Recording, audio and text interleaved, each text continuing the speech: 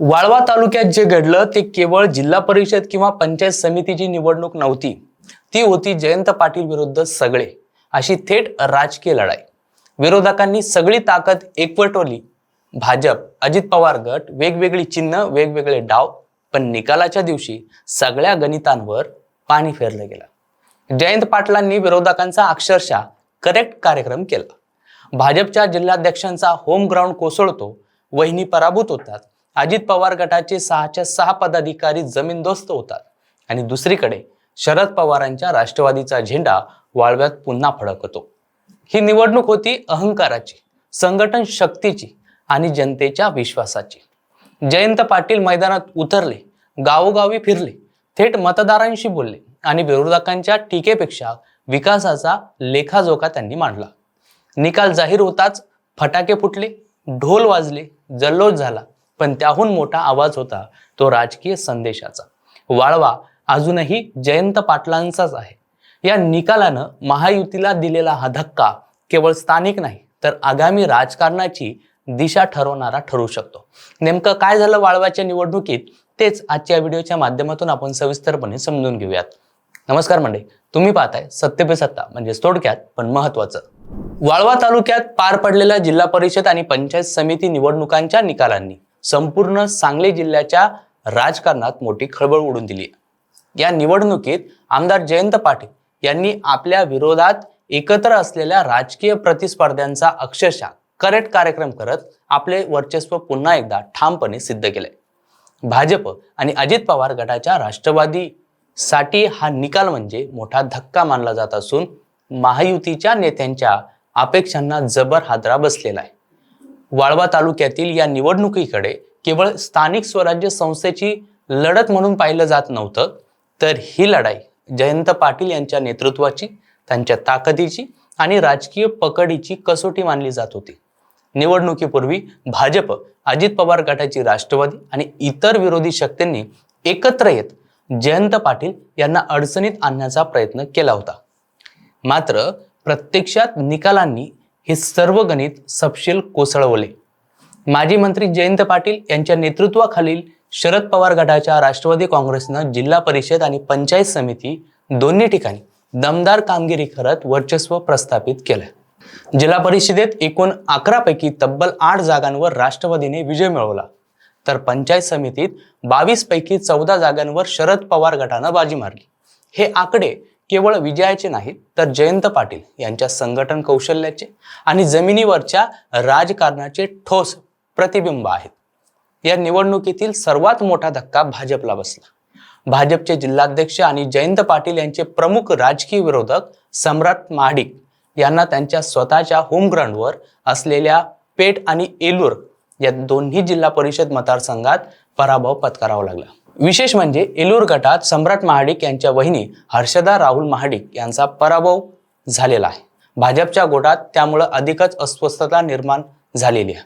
संपूर्ण तालुक्यात भाजपला जिल्हा परिषदेची अवघी 1च जागा आणि पंचायत समितीच्या केवळ 4 जागांवर समाधान मानावं लागलं।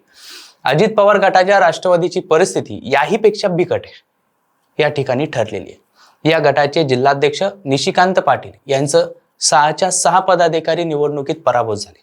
निवडणुकी वेगवेगळी चिन्ह घेऊन निवडणूक लढूनही त्यांना अपेक्षित यश मिळवू शकलेलं नाही। त्यामुळं अजित पवार गटासाठी वाळवा तालुका अक्षरशः सपशेल अपयशी ठरल्याची कहाणी ठरलत आहे। त्या सगळ्या गदारोळात रयत क्रांती संघटनेचे नेते आमदार सदाभाऊ खोत यांना मात्र थोडा दिलासा मिळाला। त्यांची सून मोहिनी खोत यांनी अत्यंत अतितटीच्या लढतीत अवघ्या 130 मतांच्या फरकानं विजय मिळवत पंचायत समितीत प्रवेश केला। हा विजय छोट्या फरकाचा असला तरी खोत गटासाठी तो महत्त्वाचा मानला जातो। या निवडणुकीत जयंत पाटील यांनी केवळ पडद्यामागून सूत्र हलवली नाहीत, तर ते स्वतः पूर्ण ताकदीनं मैदानात उतरले होते। त्यांनी गावोगावी दौरे घेतले, सभा घेतल्यात, कार्यकर्त्यांच्या बैठका घेतल्या, थेट मतदारांशी संवाद साधत या सगळ्यांवर त्यांनी वैयक्तिक लक्ष दिलं। विरोधकांवर आक्रमक टीका करण्याऐवजी त्यांनी आपल्या कार्यकाळातील विकास कामांचा लेखाजोखा जनतेसमोर मांडला आणि भविष्यासाठीचा स्पष्ट ठोस दृष्टिकोन लोकांपर्यंत पोहोचवला। जयंत पाटील यांच्या प्रचाराची खासियत ही होती ती म्हणजे मुद्देसूद मांडणी आणि संयमित राजकारण। मी काय केलं, पुढे काय करणार यावर भर देत त्यांनी मतदारांचा विश्वास जिंकला. याच विश्वासाचा परिणाम म्हणजे शरद पवार गटाच्या राष्ट्रवादीला मिळालेलं भरघोस मतदान. या निवडणुकीत उबाटा शिवसेना गटालाही काही प्रमाणात यश मिळालंय. शिवसेना उद्धव बाळासाहेब ठाकरे गटाचे जिल्हाध्यक्ष अभिजित पाटील यांनी जिल्हा परिषदेत विजय मिळवत जयंत पाटील यांच्या आघाडीला बळ दिलंय. तर शिवसेना एकनाथ शिंदे गटाचे नेतृत्व करणाऱ्या गौरव नायकवडी यांच्या नेतृत्वाखाली पंचायत समितीच्या 4 जागा आणि जिल्हा परिषदेची 1 जागा मिळवण्यात आली आहे. मात्र एकूण सगळं चित्र पाहता राष्ट्रवादी शरद पवार गटच सर्वाधिक प्रभावी या ठिकाणी ठरलेला आहे. विशेष बाब म्हणजे पंचायत समितीत राष्ट्रवादीच्या 3 उमेदवारांना अवघ्या 20 ते 100 मतांच्या फरकाने पराभव स्वीकारावा लागला. यावरून लढत किती चुरशीची होती याचा अंदाजा आपल्या सर्वांना येतो. तरीही बहुसंख्य जागांवर विजय मिळवत जयंत पाटील यांनी आपली बाजू भक्कम केली. निकाल जाहीर होताच वाळवा तालुक्यात राष्ट्रवादीच्या कार्यकर्त्यांमध्ये उत्साहाचं वातावरण पसरलं. फटाक्यांची आतषबाजी, ढोल ताशांचा गजर, रस्त्यावर जल्लोष करत कार्यकर्त्यांनी हा विजय साजरा केला. अनेक ठिकाणी जयंत पाटील यांचे फोटो हातात घेऊन कार्यकर्ते आनंद व्यक्त करताना आपल्याला दिसून आले. या घवघवीत यशामुळं वाळवा तालुक्यात जयंत पाटील यांचं राजकीय वर्चस्व आणखीन मजबूत झालंय असं म्हणायला हरकत नाही. विरोधकांना एकत्र येऊनही त्यांना आव्हान देता आलं नाही हे या निकालातून स्पष्ट झालंय. आगामी स्थानिक स्वराज्य संस्था, विधानसभा आणि जिल्ह्यातील राजकीय समीकरणांवर या निकालाचे पडसाद उमटणे अटळ मानलं जात आहे. एकूणच काय तर वाळवा तालुक्यातील या निवडणुकीत जयंत पाटील यांनी अनुभव, संघटन शक्ती आणि विकासाचा मुद्दा यांच्या जोरावर विरोधकांचा करेक्ट कार्यक्रम केला असून आपलं राजकीय वजन पुन्हा एकदा त्यांनी ठामपणे सिद्ध करून दाखवलं. तर बाकी मंडळी, वाळवामध्ये झालेल्या या निवडणुकीकडे तुम्ही कशा पद्धतीने बघता ते कमेंट करून नक्कीच कळवा. आणि अशाच माहितीपूर्ण व्हिडिओसाठी पाहत राहा सत्य पे सत्ता मध्ये. थोडक्यात पण महत्वाचं, 2 महिन्यानंतर सिंगापूर ब्रांचला प्रमोशन होतंय तुझं. कॉंग्रॅच्युलेशन्स. काय ग, तुला आनंद नाही झाला? मॅडम, तुम्हाला माहितीच आहे की मला पीसीओडीचा त्रास आहे.